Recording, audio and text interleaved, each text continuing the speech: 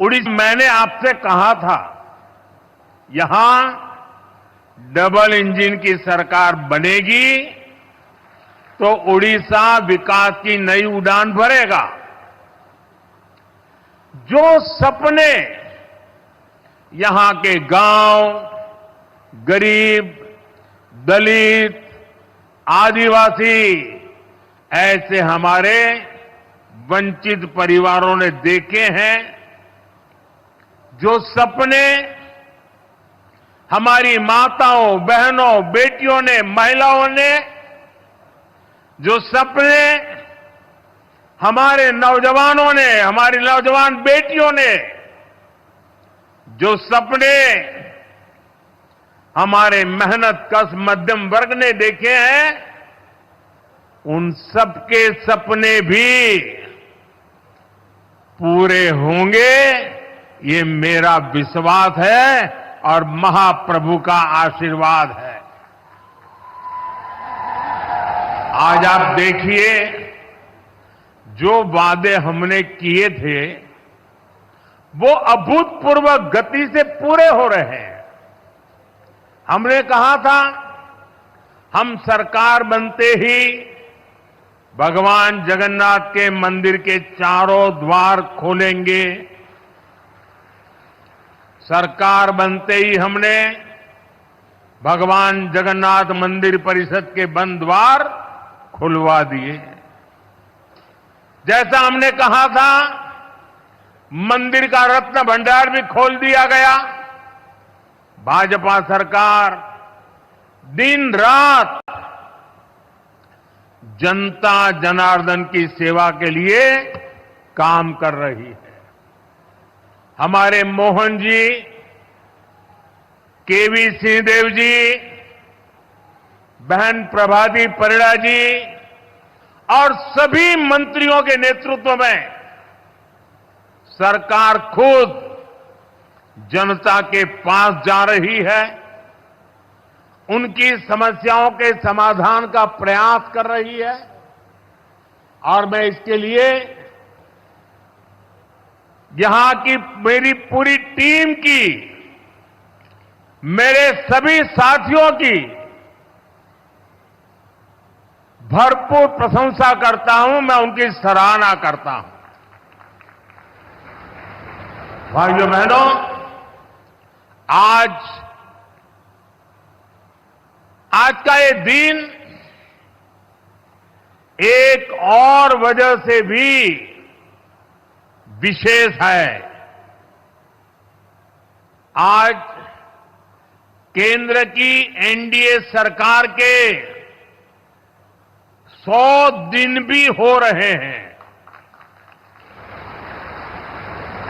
इस दौरान गरीब, किसान, नौजवान और नारी शक्ति के सशक्तिकरण के लिए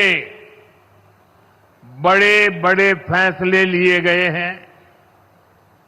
बीते 100 दिन में तय हुआ कि गरीबों के लिए 3 करोड़ पक्के घर बनाएंगे।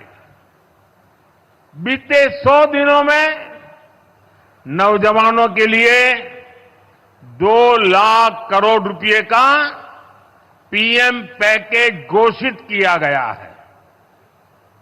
युवा साथियों को इसका बहुत लाभ होगा। इसके तहत प्राइवेट कंपनियों में नौजवानों की पहली नौकरी की पहली सैलरी सरकार देने वाली है। ओडिशा सहित पूरे देश में 75,000 नई मेडिकल सीटें जोड़ने का भी फैसला किया गया है। कुछ दिन पहले ही 25,000 गांवों को पक्की सड़क से जोड़ने की योजना को भी स्वीकृति दी गई है।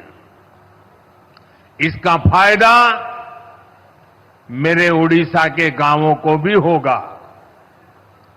बजट में जनजातीय मंत्रालय के बजट में करीब 2 गुनी बढ़ोतरी की गई है।